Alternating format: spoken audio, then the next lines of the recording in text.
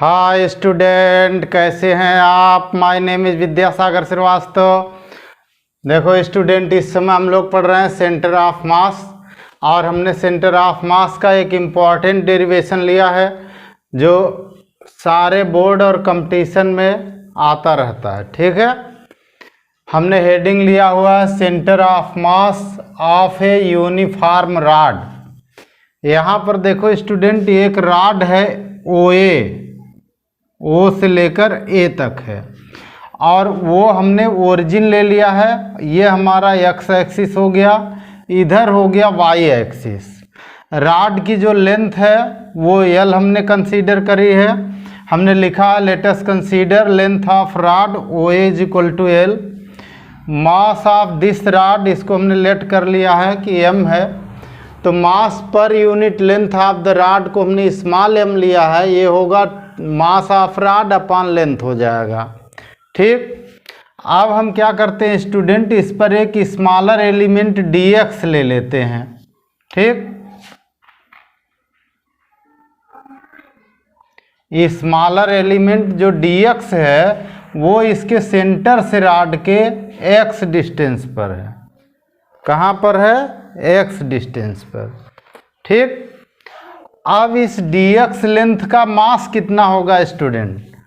यहाँ हमने लिखा है we take smaller element dx on the rod at distance x from the origin, then mass of the dx length of the rod.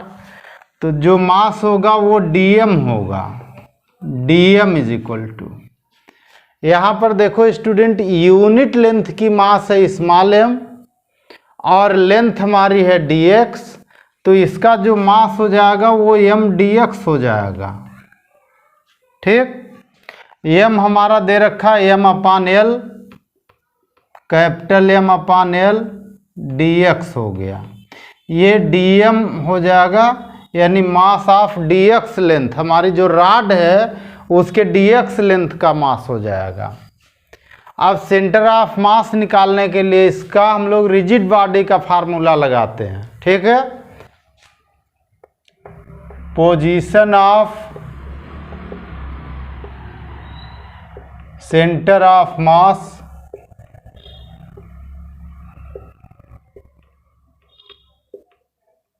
Of the rod.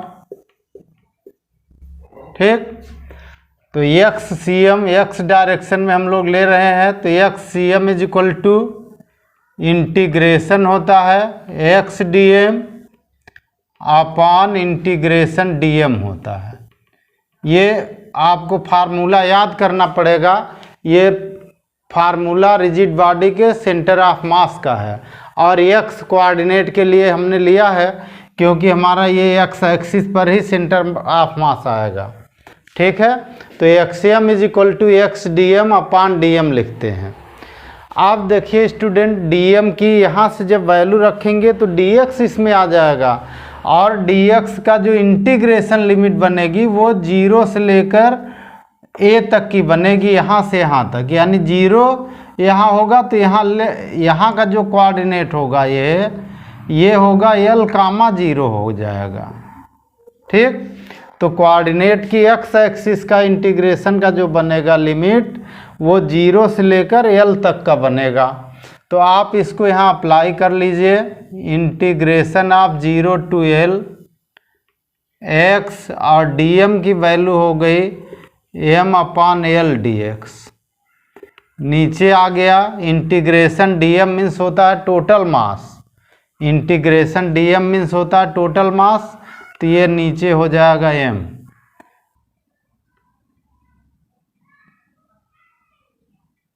Since integration dm जो होता है ये total mass होता है, capital M, rod का मास हो जाएगा, पूरे रॉड का मास। ठीक, अब यहाँ से m अपान l कांस्टेंट है, रॉड का मास है, रॉड की लेंथ है, तो वो बाहर कर देंगे हम लोग, तो इधर आ जाएगा m अपान l, नीचे ये है m से m कैंसिल होगा, इंटीग्रेशन आ जाएगा 0 टू l x dx। ठीक, और यहाँ पे जो फार्मूला इंटीग्रेशन का आएगा स्टूडेंट x² आएगा, m से m कैंसिल होगा यहाँ पे, तो xcm हमारा आ जाएगा 1/L x dx का जब इंटीग्रेशन करेंगे तो जो पावर होती है 1 यूनिट इंक्रीज हो जाती, तो x की पावर 1 यूनिट इंक्रीज होगी तो 2 हो जाएगी, और जो पावर आती उसी से डिवाइड हो जाता है। इंटीग्रेशन की लिमिट जो आती है 0 to L आ जाती है। अब यहाँ से हमारा xcm = आ जाएगा 1/L, इधर आ जाएगा L² -0²